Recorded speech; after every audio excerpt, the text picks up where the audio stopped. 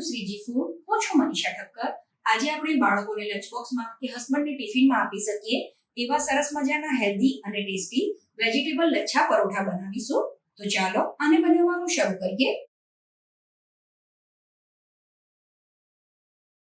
પરોઠાનો લોટ બાંધવા માટે અહીંયા લગભગ 150 ગ્રામ જેટલો ઘઉંનો ઝીણો લોટ લીધો છે.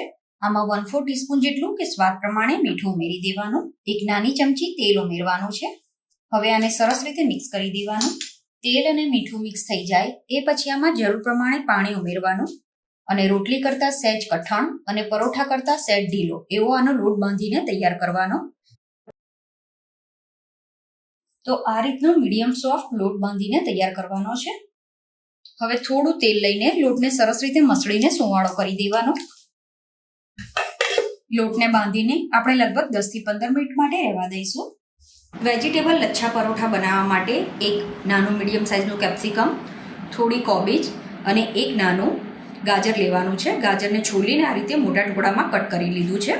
હવે આને ચીલી કટરમાં કે પછી વેજી ચોપરમાં એકદમ ઝીણું ચોપ કરી લેવાનું છે. પછી જે ઝીણું સમારેલું શાકભાજી છે એમાં થોડું મીઠું ઉમેરી દેવાનું અને આને મિક્સ કરીને 5 મિનિટ માટે રહેવા દેવાનું છે. 5 મિનિટ પછી તમે જોશો તો શાકભાજીમાંથી આ રીતે પાણી અલગ થવા લાગ્યું હશે. હવે આને ભાર દઈને નીચોઈ દેવાનું જેથી વધારાનું બધું પાણી નીતરી જશે. અને પછી આને એક બીજા વાટકામાં લઈ લેવાનું. શાકભાજી નીચોયા પછી આ જે પાણી નીતરે એને તમે ગાળીને પછી શાકમાં, સૂપમાં કે દાળમાં ઉપયોગમાં લઈ શકો છો. અને જો તમારે એને પરોઠાનો લોટ બાંધવા માટે યુઝ કરવું હોય તો પણ કરી શકાય.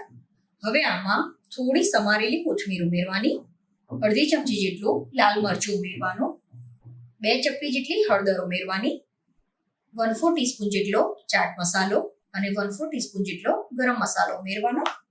સાથે જ આમાં અડધી ચમચી જેટલી લીલા મરચાની પેસ્ટ ઉમેરી દેવાની. હવે આ બધા મસાલાને આ શાકભાજીની સાથે સરસ રીતે મિક્સ કરી દેવાના છે.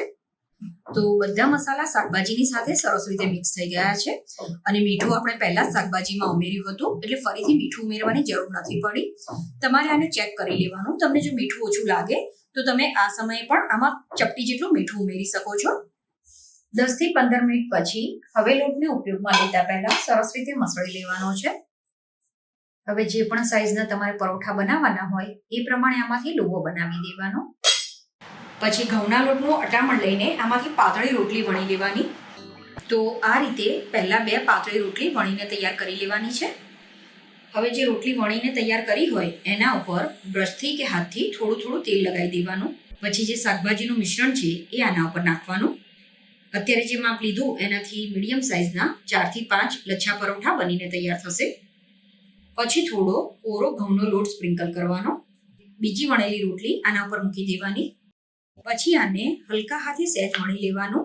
અટામણ લેવાની જરૂર નથી. આ રીતે જ એને થોડું વણી લેવાનું છે. પછી આને કટરની મદદથી કે ચપ્પાની મદદથી આ રીતે કટ કરવાનું.